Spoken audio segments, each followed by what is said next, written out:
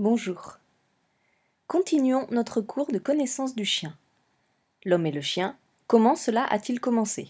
Ce que nous dit la paléontologie. La socialisation, c'est quoi? Ça commence quand?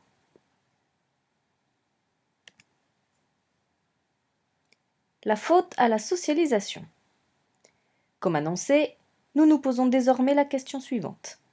Mais pourquoi le louveteau élevé à la mamelle humaine, ou même au biberon, passé un premier temps d'absolue confiance en ses parents d'adoption, retourne inévitablement, irréversiblement, à sa nature et sa défiance naturelle? Les spécialistes avancent deux explications que je vous propose d'envisager ensemble. La première fait appel à une différence très intéressante observée dans le processus de développement du loup et celui du chien. Il s'agit de ce que l'on appelle la période de socialisation. De quoi s'agit-il? On observe chez tous les mammifères, vous le savez bien sûr, une période située au début de la vie, bien identifiée, et dite de socialisation. La caractéristique du début de cette période est l'intérêt manifesté par le mammifère pour toute nouveauté. Dit autrement, pendant cette période, tout ce qui est nouveau suscite l'intérêt et provoque l'éveil. Puis plus tard, une fenêtre semble se fermer, plus ou moins brutalement, et la même nouveauté suscite désormais la peur, et déclenche le réflexe de fuite ou l'agression, quand la fuite est ressentie comme impossible. Revenons à nos chiots et autres louveteaux. La période de socialisation est donc le moment propice pour graver dans le cerveau de l'individu les éléments qui marqueront de manière strictement indélébile son comportement futur et sa personnalité. Au cours de cette période, montrez-lui des chats, ou des humains, des télévisions, et toute sa vie il aimera chats, humains, télévision ou ce que vous voudrez. Avec un corollaire, ce qu'il n'a pas vu pendant cette période aura tendance à l'effrayer pour le restant de ses jours, qu'il s'agisse de chats, d'humains ou de télévision ou de ce que vous voudrez. Bien entendu, nous dit-on, l'effroi n'est pas définitif, mais le vaincre sera beaucoup plus délicat et prendra beaucoup plus de temps. On se rapprochera des résultats obtenus par apprivoisement décrits ci-dessus. Tout cela est si vrai qu'un animal qui se trouverait privé pendant cette période de stimuli sensoriels nombreux et variés se révélerait après cette période incapable d'une vie normale, littéralement effrayé par tout ce qui l'entoure, ne s'y habituant jamais. Cela se rencontre parfois chez les animaux d'élevage, gardés en milieu confiné, ayant peu ou pas de contact avec l'espèce humaine. C'est ce qu'on appelle de manière familière le syndrome d'élevage, ou, de façon plus scientifique, le syndrome de privation sensorielle. De tels animaux se caractérisent par une forme de débilité mentale qui les rend définitivement impropres à la vie dans une famille. À noter que les éleveurs de tels chiens ne sont qu'en partie responsables de tels errements. Le vétérinaire leur a si souvent répété que la maternité et plus tard les locaux réservés aux juvéniles devaient être aussi isolés que possible jusqu'à la fin de la période de vaccination pour éviter tout risque de quelque contagion, qu'ils ont appliqué au pied de la lettre ces recommandations. Le problème est que les vaccinations sont réputées acquises que largement après 12 semaines. Il est alors trop tard, beaucoup trop tard, pour le développement normal du cerveau de l'animal. Voilà pourquoi, désormais, certains vétérinaires recommandent maintenant de faire découvrir le monde aux chiots le plus tôt possible, le risque d'une contagion éventuelle étant tout compte fait bien moindre que celui d'un développement atrophié du cerveau. Maintenant, concernant cette fameuse socialisation, que nous disent les spécialistes? Que la période de socialisation chez le chien commence à 3 semaines pour se prolonger jusqu'à 5 à 12 semaines, certains auteurs prolongeant jusqu'à 16 semaines. Mais chez le loup, tout va beaucoup plus vite. Le louveteau ouvre les yeux, comme le chiot à 19 jours, mais ferme son regard sur l'avenir et sa phase de socialisation à 3 semaines. Vous l'avez deviné, une fenêtre beaucoup trop brève pour vous y permettre aucun projet sérieux. Le louveteau vous aura pris naturellement en grippe avant même que vous n'ayez eu le temps de vous offrir à son regard. Et voilà pourquoi, madame, notre Tati Cro-Magnon n'a pas pu garder son petit loup.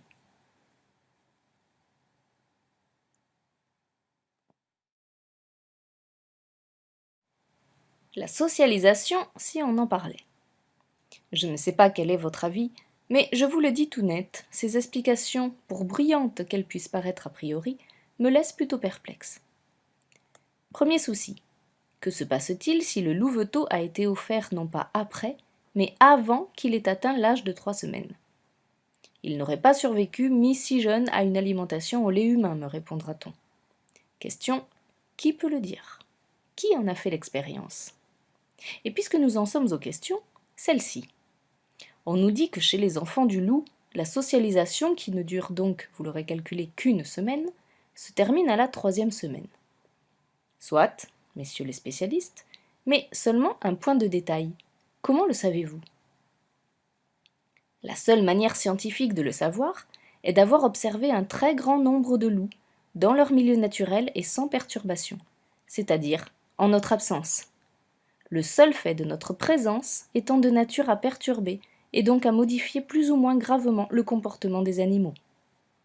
Les ethnologues, quand ils sont honnêtes, le disent, si nous pouvons observer une population humaine primitive, c'est qu'elle est déjà un peu pourrie. Alors, comment ce qui est vrai pour l'observation d'individus de notre espèce ne le serait-il pas multiplié par 100, par 1000, pour des sujets d'autres espèces? Si vous venez m'affirmer que la période de socialisation du louveteau commence ou finit à tant de jours, si vous ne me dites pas clairement et en même temps comment vous avez obtenu cette information, je ferai peut-être mine de vous croire. Mais, et c'est le moins que l'on puisse dire, vous ne m'aurez en réalité persuadé de rien.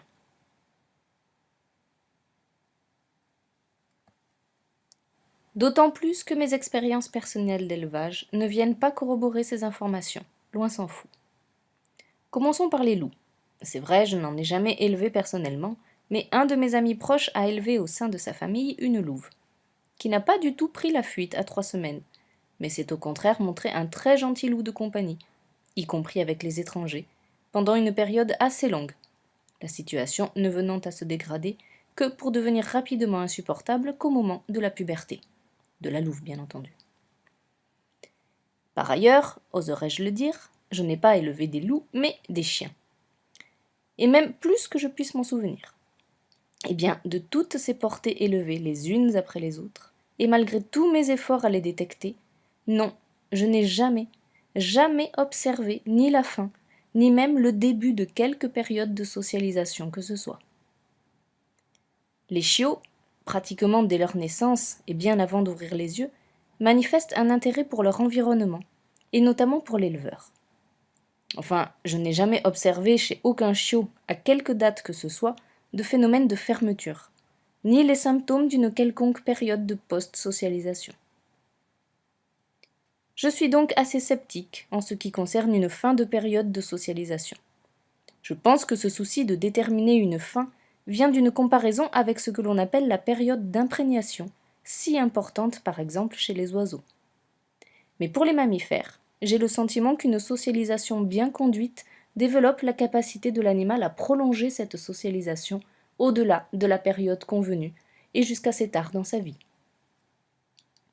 Je n'en donnerai pour preuve que le grand nombre de chiens auxquels j'ai appris, même à un âge avancé, et alors qu'ils n'avaient jamais eu l'occasion d'un contact préalable avec cette espèce, de devenir d'authentiques familiers, non seulement de mes chevaux personnels, mais de l'espèce cheval en général.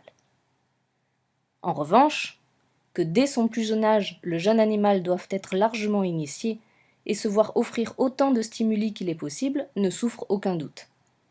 Et que par ailleurs la période de socialisation soit plus courte chez le loup n'a rien d'étonnant. Il y va sans doute de la survie même de l'espèce. Quel serait l'avenir d'un louveteau qui viendrait à se montrer trop curieux? De mauvaises rencontres, voilà sans doute son destin le plus probable. Mais laissons pour le moment cette question, qui n'a finalement que l'intérêt que l'on voudra lui donner, nous réservant d'y revenir plus tard.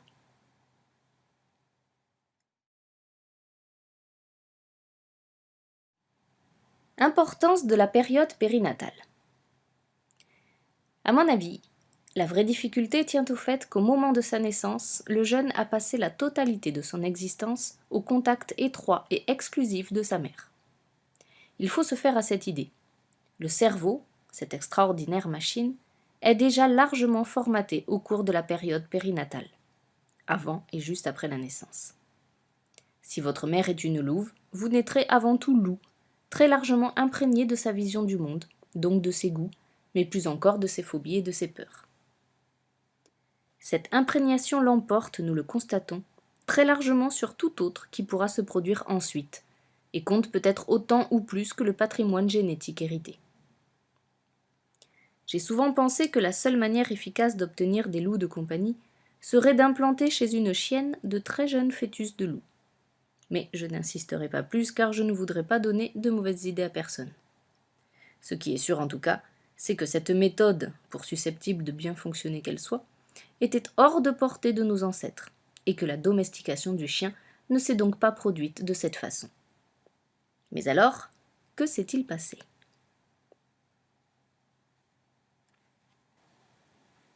Relations interspécifiques entre prédateurs. Que nos ancêtres aient été tentés d'apprivoiser des loups est à mon avis d'autant plus invraisemblable qu'a priori, les sentiments des premiers à l'égard des seconds devaient tenir naturellement beaucoup plus de la méfiance, voire de l'hostilité, que de quoi que ce soit d'autre. C'est que les deux espèces devaient bien se connaître, en concurrence frontale sur les mêmes niches écologiques. On chassait les mêmes espèces, souvent de la même façon. Nous y reviendrons. Mais les deux espèces ont aussi partagé un autre mode d'alimentation, et tant pis pour nos imaginaires délicats. Le charognage. Le charognage passif. On récupère les restes laissés par un autre prédateur repu. Le charognage actif. On laisse un autre prédateur se charger du travail de chasse et de mise à mort, et on intervient après ce moment, en nombre et en force, pour effrayer le prédateur et lui voler le fruit de ses efforts. Avant Cro-Magnon, Néandertal, nous le savons de manière certaine, faisait déjà cela. N'en doutons pas, ancêtres de Cro-Magnon et meutes de loups se sont affrontés, les uns et les autres affamés, autour de cadavres. Et les empoignades ont dû être sévères. L'une des espèces a-t-elle été le charognard actif de l'autre ? Dit autrement, des hommes ont-ils écarté des loups du butin qu'ils venaient de se procurer ? Des loups ont-ils volé la nourriture que des hommes venaient de chasser ? Ce qui est sûr en tout cas, et les paléontologues l'ont prouvé, c'est que nos ancêtres chasseurs avaient à protéger les prises qu'ils venaient de faire de l'agression de tous les autres prédateurs en maraude dans le voisinage. Les loups n'étant pas les moins dangereux, non parce qu'ils étaient les plus forts, mais parce qu'ils chassaient en bande.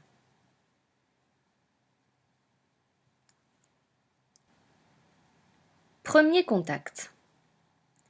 Pour autant, les rapports ont-ils été seulement conflictuels ? En réalité, on le sait, les grands prédateurs acceptent plus ou moins, ou de plus ou moins bon gré, que d'autres espèces vivent plus ou moins à leurs dépens, plus ou moins dans leur voisinage. De telles relations ont-elles pu exister entre meutes de loups et hordes humaines ? Nous avons dit que les uns et les autres étaient adaptés aux mêmes niches écologiques, mais ce n'est pas complètement vrai. Aucune des deux espèces ne peut vivre que de viande, fraîche ou non. Mais l'estomac du chien lui permet l'assimilation de viandes avariées, qui entraîneraient la mort pour l'homme. Plantes, fruits, l'homme les cueille, ce que ne peut pas faire le loup, qui pour se les procurer dévore sans vergogne, panse, estomac, tripes des herbivores du festin. On le voit, sur une même carcasse, on peut à la rigueur trouver à plus ou moins contenter tout le monde. Des chasseurs-cueilleurs ont-ils ainsi subi ou toléré la présence de loups charognards ? C'est bien possible, ne serait-ce que parce qu'à tout prendre, ils y trouvaient peut-être aussi un certain intérêt.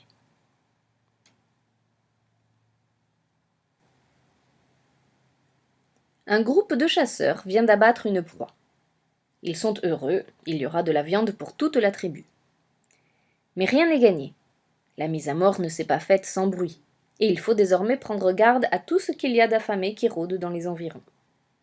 Vite, il faut mettre la viande à l'abri de toutes ces menaces. Les premiers sur les rangs, ce sont les loups. Mais la tribu les tolère, pourvu que ceux-ci restent à distance raisonnable. Ce que les loups font en effet, car ils le savent, on leur laissera les morceaux qui sont pour eux de premier choix, panse et autres tripes.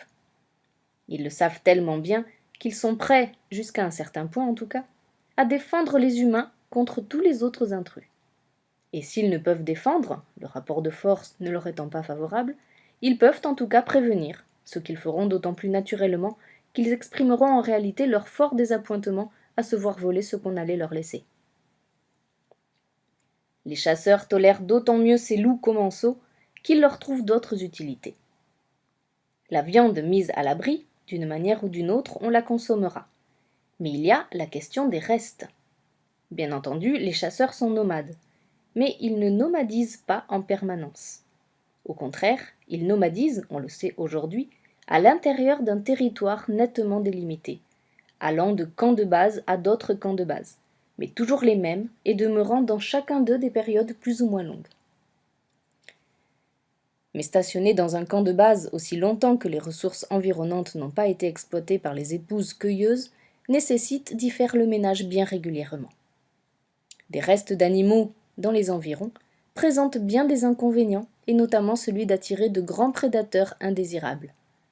Enterrer les restes, c'est certes possible, mais quelle corvée! Les nettoyer jusqu'à ce qu'il n'en reste rien. Rien qui puisse encore aiguiser quelque appétit que ce soit. Voilà un rôle tout prêt pour nos loups.